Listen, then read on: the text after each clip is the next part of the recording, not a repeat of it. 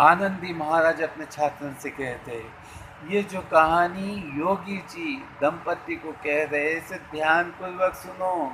ये कहानी विचलित है, इसे समझने के लिए आपको बुद्धि की ज़रूरत होगी, और जो इसे समझ गया वो जीवन जीवन का ऐसी विचित्र कहानी सुनने वाला पहला इंसान होगा जो ये कहानी समझ सका, और वो दुनिया के हर परेशानी से निपटारा पा सकता है।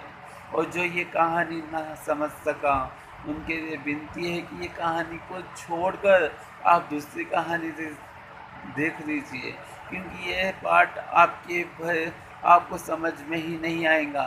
अगर आपको यह समझ में आ गया तो आप कितना कोई नहीं, और अगर समझ में नहीं आया, ये मत सोचिए कि ये मूर्ख लिखा है, ये दीवाना लिखा है। ये कहानी विचलित ही है, इसे समझने के लिए आई। अगर आपको समझ में नहीं आया तो आपके कोई ज्ञानी लोगों को इस कहानी को समझाए, कहे, और हो सके तो आपके गुरु, आपके माँ बाप या आपके इसे समझने की कोशिश करें, नहीं तो इस कहानी को छोड़ दो, वही बेहतर होगा। ये कहानी शुरू कर रहा हूँ। योगी जी दंपति से कहते हैं, ये कहानी विचलित है। ये एक ऐसे राज्य की कहानी है जहाँ का राजा ही खाली बुद्धिमान है और पूरी प्रजा मूर्ख से भरी हुई है। ये वहाँ दिन को रात, रात को दिन, सब उल्टा ही उपयोग किया जाता है शब्दों का। एक दिन एक महापुरुष संत योगी जी इस राज्य में आते हैं अपने दो शिष्यों के साथ। तब वहाँ के कुछ मूर्ख लोग कहते हैं, महाराज आपका प्रणाम है, इस राज्य में ये राज्य बहुत ही सुंदर, और ये बहुत ही सुंदर है, आप यहाँ आए हैं, पधारिए। यहाँ देखकर योगी जी खुश हो जाते हैं कि यहाँ के लोग कितने अच्छे हैं। तब उन्होंने कहा, हम बहुत प्यासे हैं, हमें पानी की तलाश है, आप कृपया हमें पानी का कुआं बताइए। उनमें से कुछ लोग आशंकित एक दूसरे को देखते हैं और बोलते हैं, ठीक है, आगे जाइए, आपको कुआं मिलेगा, वहाँ का पानी पी लीजिए, वो बहुत शीतल है, और उसे पीने के बाद आपका मन मस्तिष्क अच्छा हो जाएगा। यह सुनकर वहाँ कुएं के पास जाते हैं। पानी पीने से पहले एक मंत्र पढ़ते हैं योगी जी। उस मंत्र में से एक सुंदर स्त्री निकलती है। उस स्त्री कहती है, योगी जी ये पानी मत पीजिए, ये पानी जो पीता है वह पागल हो जाता है, और उसका दिमाग कुछ काम नहीं करता, वो हर चीज़ को उल्टे शब्द में प्रयोग करता है। यहाँ सुनकर योगी जी अचंभे में पड़ जाते हैं कि ये किस तरीके का राज्य है, सब यहाँ पर उल्टा ही होता है। वह स्त्री कहती है, ये एक ऐसा राज्य है जहाँ एक साधु ने इसी कुएं को एक श्राप दिया है। ये कहानी बोलने से पहले मैं आपकी विनती करती हूँ कि यहाँ के लोगों से सावधान रहिए। यहाँ हर कोई पागल है, उन्हें भला बुरा कहेंगे तो वहाँ उल्टा आपको ही मार भी देंगे।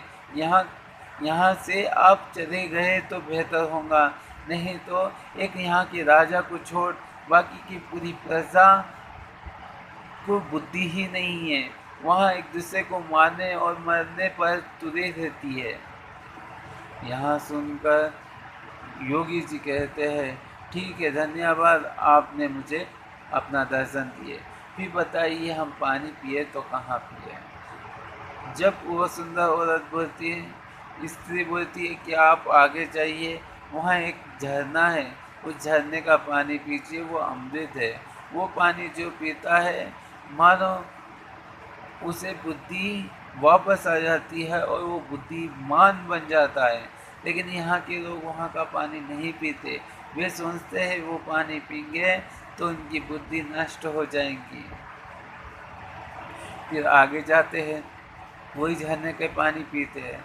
तब ये दो शिष्य बोलते हैं, ये अजब ही राज्य में आए हैं महाराज, हमें यहाँ क्यों लाया गया है? ये यहाँ के लोग अलग ही है।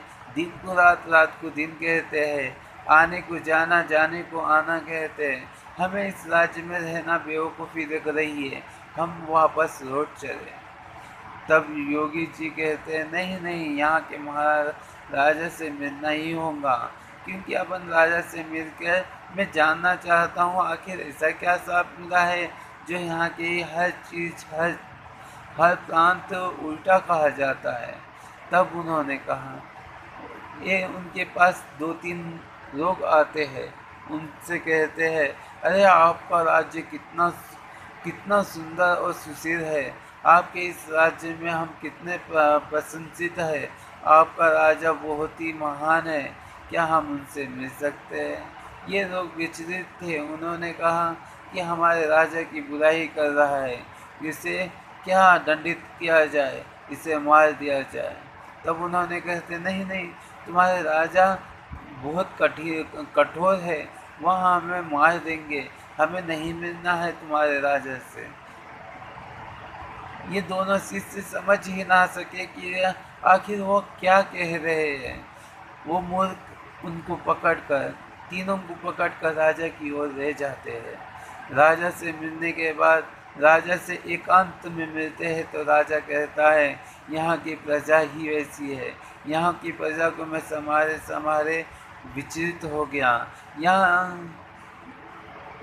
मैं तुम्हें एक कहानी सुना रहा हूँ, जो उस कुएं को क्यों अशुद्ध किया गया है, वहाँ का पानी पीने के बाद इंसान उल्टा क्यों बोलता है और उसकी मन बुद्धि नष्ट क्यों हो जाती है, मैं आपको अगले एपिसोड में सुनाता हूँ।